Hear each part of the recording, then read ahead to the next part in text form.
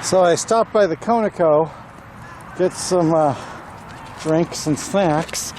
Here that takes me a mile and a half out of my way, so hopefully that won't bite me later. Have my backpack, even though there's panniers on my bicycle, and I'm heading up this way, and let's see how far I can get today.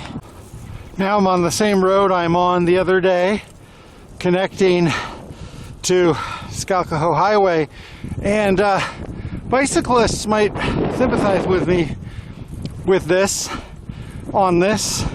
Sometimes it's these early parts where I'm just going through kind of boring neighborhoods that are most challenging, I think, because I don't really have the reward of seeing, like, I'm in a beautiful natural place, but I'm still putting in effort. Or maybe I'm just getting my rhythm, or maybe it's this wind. I'll be going up many hills today. This here feels like it might be the steepest. On the Skalkaho now. Really no need for footage until I get to a new place now. And also I'm putting the effort into moving the pedals. We are by the Skalkaho on Shoshone Loop. And I'm not actually going to walk in there because there's too much underbrush. So I'm just stopping by the road. I'm going to take a swig of Diet Pepsi, Breakfast of Champions. So a couple things to mention as we start up the highway. It's just afternoon, 12:05 p.m. and in the summer it's a good idea to start early, but today I started a little bit late because I wanted things to warm up.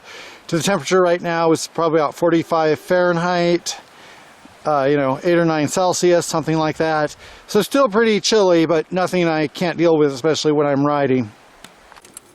This is milepost 4. And when I started riding this route almost 15 years ago, I always noticed this next mile between 4 and 5, for some reason, was very difficult for me, and I wondered why. And I will actually have an explanation for that in a second.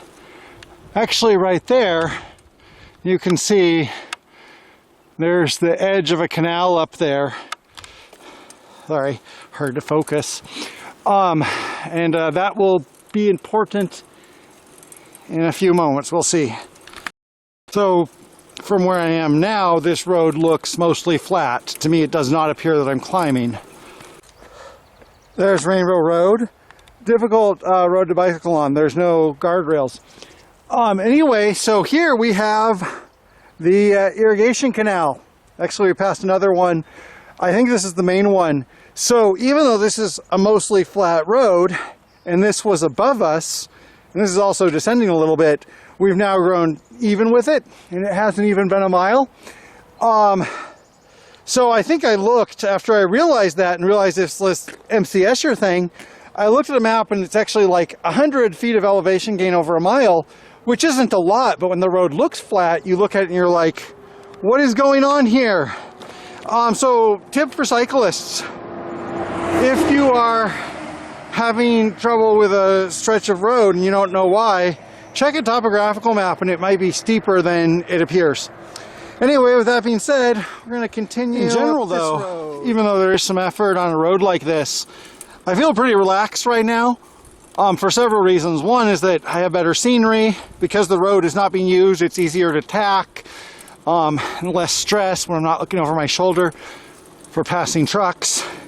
Could also be in this little valley, sheltered for the wind. So, everything's going a little bit better. Still don't know how far I go. I guess we'll find out. You can see in that direction, in somebody's field pretty close to their house, that's a herd of mule deer. And mule deer, I believe that's mule deer. Don't know what else it would be. Those are quite different than Columbia blacktail or white-tailed deer.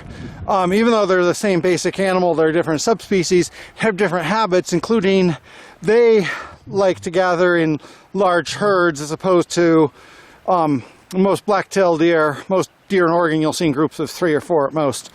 And we will probably be seeing some more of those ahead, or at least there's a chance of it. So the wind did start blowing against me, and it is snowing. So this is making it a little bit more difficult. On the other hand, it's very relaxing, and I don't have anywhere to be, so no reason to turn around just yet. So ahead we have milepost 6, and there's a little hill here. At least I tell my legs it's a little hill. They don't listen. And traditionally, whenever I'd bicycle this route, this is one of the places where I'd walk up to the crest of the hill here. A couple things to mention. There's a house, or maybe an estate, and I think it's unoccupied now. This is relevant though, because this area has a mixture of different houses, and I think I've seen that house advertised for several $1 million. It has a lot of river access. It's a big house, has a barn. So a lot of times very wealthy people retire here. That's not Huey Lewis's house. I used to believe it was. His is somewhere else. So there are like rock stars and movie stars with their estates here. But another thing about that is a few blocks down you have a mobile home. So even though there's a lot of rich houses, it's not all as apparent in the area, because you can have a mix of different housing types and values. Okay, I hope that wasn't too long of an explanation. So another point before I put my glove on and start riding again. When I first started bicycling this route, this milepost 6, I go up this hill, and then I didn't want to bicycle further because I thought, well, if I bicycle down this road, downhill, then I have to bicycle uphill again. Seemed like a lot of work. So, spoilers, this road here looks like it's downhill. It's actually still going uphill. It's just like a little optical illusion that makes it look like we are about to go down a hill. So we've reached the first point where there's snow still on the ground, not frozen by the water, but still on the ground.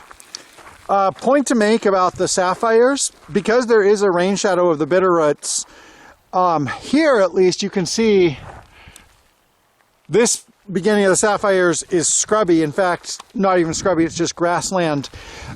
As you go further up into the sapphires, where there's snowpack, there will be more trees, and you can see those over here, but the beginning of the sapphires are just like a steppe-like or savanna-like rolling hills for a couple miles. You can see over there on the hill we have some type of structure. I think that's a home. Sometimes there's little structures that are like working buildings for people checking cattle herds, but I think that's a home. In any case, like I said earlier, to me, this was still suburban, and we are getting to the point where homes are going away, and pretty soon we'll see the last structure and then the other last structure. And past a certain point, in a couple miles, it's like 20 miles with no inhabited structures. Still in a couple miles though. And once again, it is snowing or hailing or some type of thing falling from the sky. Milepost 8. I wish I remember where I said it was just afternoon. If that was at the Shoshone Loop, that means it took me almost an hour to go 4 miles. Guess I need to get in better bicycling shape. And we have a sunny day, but it is still doing this weird snow stuff. And actually now in the sun I'm getting hot at the same time it's snowing.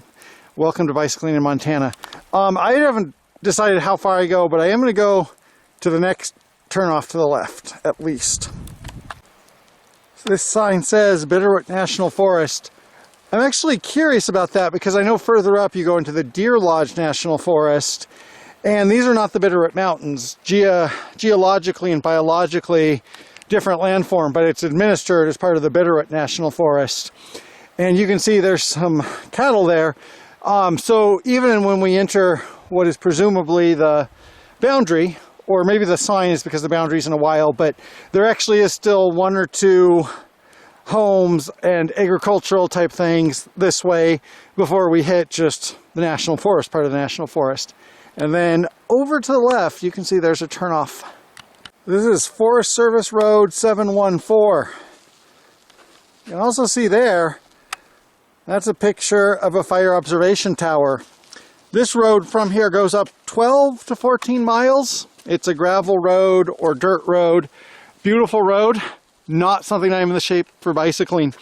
And at the top there is a fire observation tower, or former fire observation tower, which in the summer you can rent. Has a beautiful view.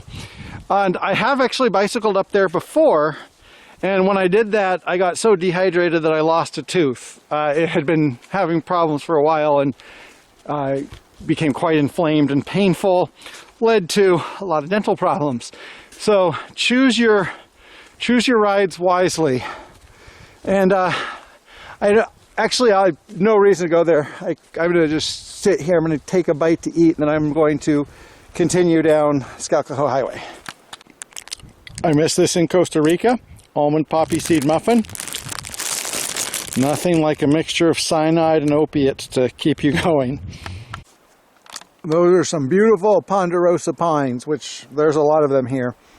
Beautiful red trunks. They look at the bottom, there's been burn there. And, can't quite smell them yet. In summer, the terpenes or aromatic chemicals of ponderosas are just as beautiful to smell as to see. So turning back onto the road here, one thing I usually keep as a rule for myself and advise others about bicycling is remember you always have to bicycle back. So even if you're not feeling tired, what will you feel like after you do the return trip back? And I'm kind of ignoring that advice today, partly because of my memory. This used to be my friendly ride, so I'm like 8 miles up the Skalkaho Highway. I used to do that whenever I got bored. And then the other thing is that because this is all downhill, it will be a lot less effort on the way back, is my theory. Let's see how that goes. But I do want to go up further until I have a kind of a return point picked out. Let's see if I can get up that far. So for the past couple miles, since even before the Shoshone Loop Wayside, the creek has been going closer and further away from the road. Sometimes I have a good view of it. This is one of the places where the view is better, and I really like the view. So where I am right now, I'm still going uphill. My legs are starting to burn, but you look at this scenery, and when I look at this scenery, I'm like, well, of course, this is an adventure, this is an accomplishment, so makes the pain less painful. This is milepost 10, and as you can see, the Skalkaho Valley has drawn together. There's rocks on that side, rocks on that side, so we're more in a canyon than a valley at this point. There is, I think, one house past here. I remember there is one house, or there was one house. But in general, we are now in the National Forest land, and it would be quite appropriate to turn around at this point, except, milepost 10, trees. I have kind of a Hallmark holiday ahead. So, update. This continues to be beautiful, tranquil, and there is a climb, but it doesn't bother me. And where I'm looking for should be another couple thousand feet at most. I do have a cough from inhaling cold air. Hope that doesn't bother me too much when I get home. I'll just drink some tea with honey. So right there, we do have a picnic table, and there is a turn-in right there. So that could be a Forest Service day use area or Forest Service facility, but not the one I'm looking for, even though it probably won't make a difference. Now I want to reach my intended destination, which I think is around milepost 12, and we passed 10 and probably 11 a while ago. I hope. Well, there's 11 right there.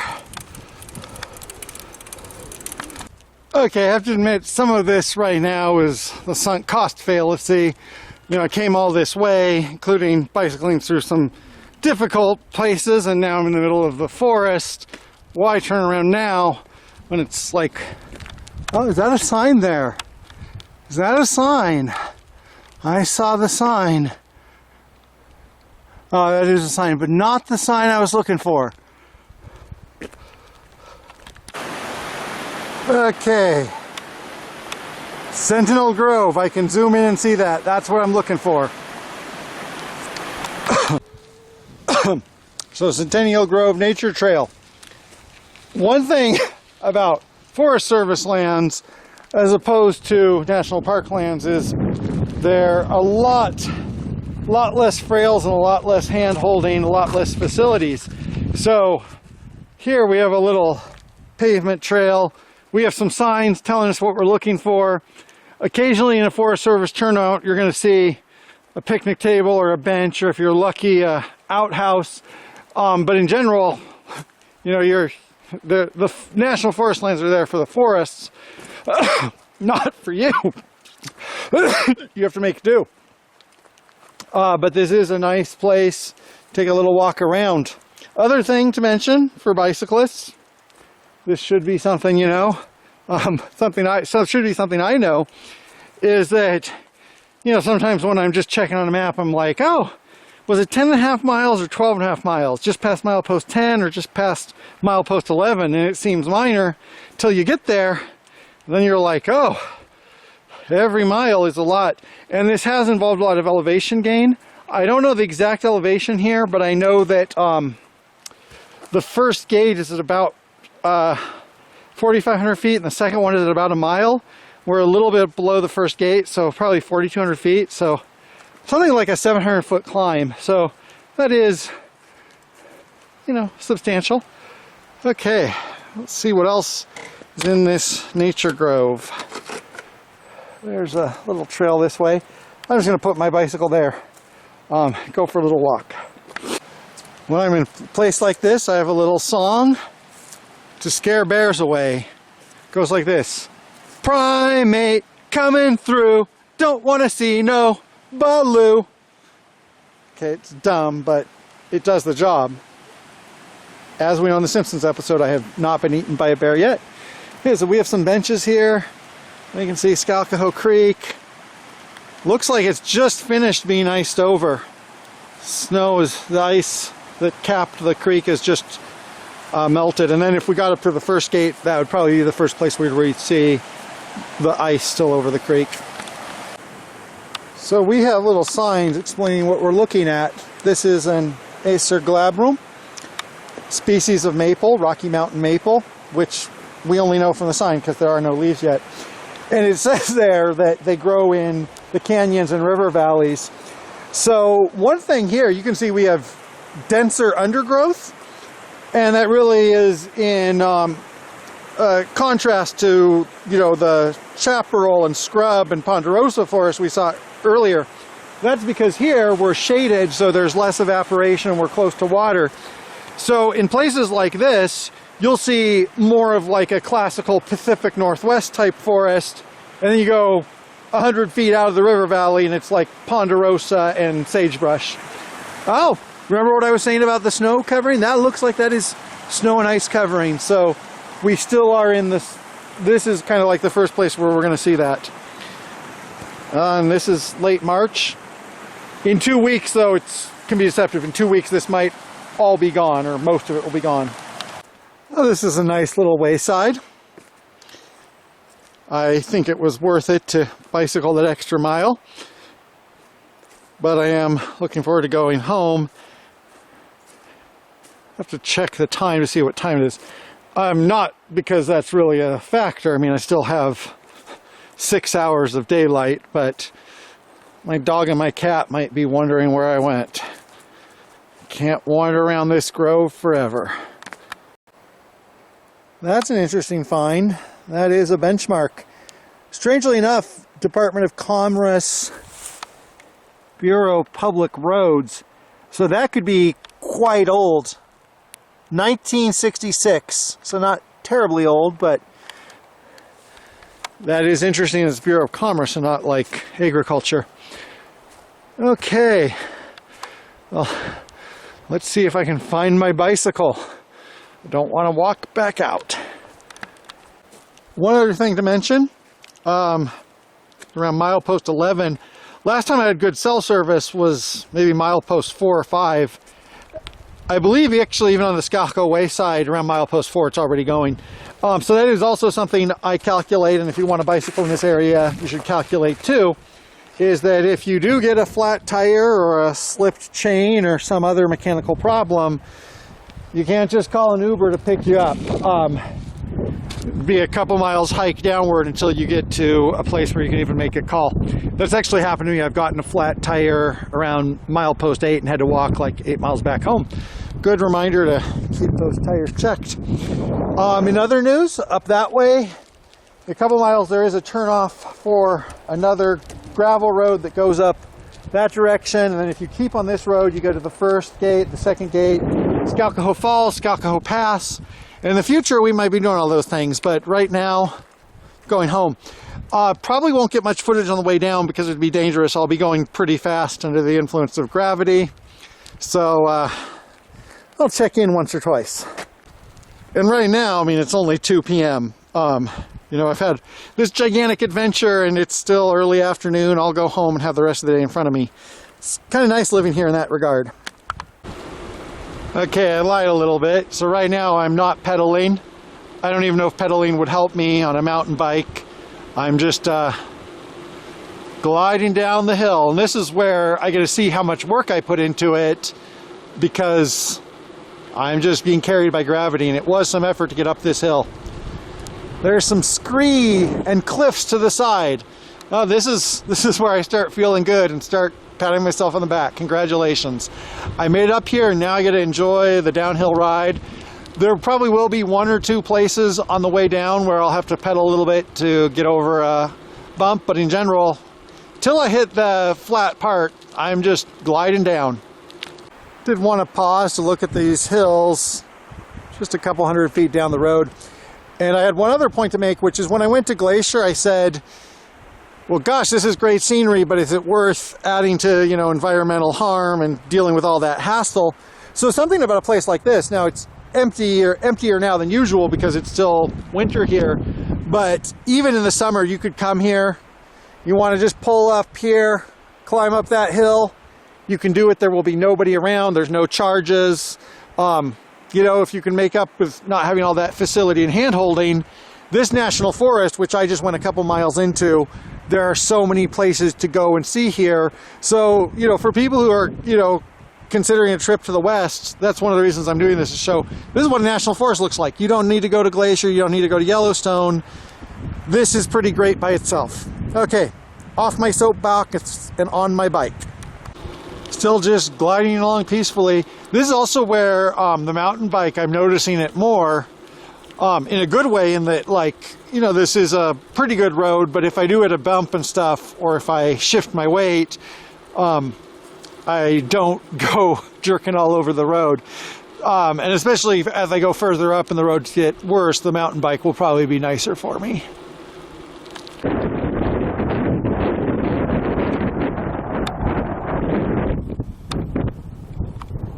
Now that is kind of quite a catch, and I'm glad my eyes could see that. And that looks a lot bigger than I thought at first. Thought that was a squirrel. It's hard to judge the distance, judge what it is from here. Looks like something in the marmot family, but I don't know what. So back on Shoshone Loop. It's 2:50 p.m. I think I left the Centennial Grove around 2:10 p.m. Took a little bit of footage on the way down. But in general, it took me about a third as long to come down and a lot less effort than to go up. So my tricky thinking that it would be a lot easier to go down did work. Last time I went along Shoshone Loop, should I today? I'll just go along the road. Back on Grant Lane, walking back towards my home. My legs aren't telling me yet if I went too far. I'll know in 30 minutes whether today was that much of a stretch. So I just wanted to show more of what normal bicycling is like. And today I did something more adventurous, but this is still something that if you live in Hamilton, you can do this. You can leave late morning, come back early afternoon, not extreme just yet. And also, if you want to visit a place and bicycle, Montana, specifically this area, is a good place with a lot of bicycling, and we will be seeing more of that. Showed a little bit of the ecosystem. You'll get more into that, more into the geology and stuff like that. But for today, I'm just gonna get back on my bicycle and ride to the end of this road and go home.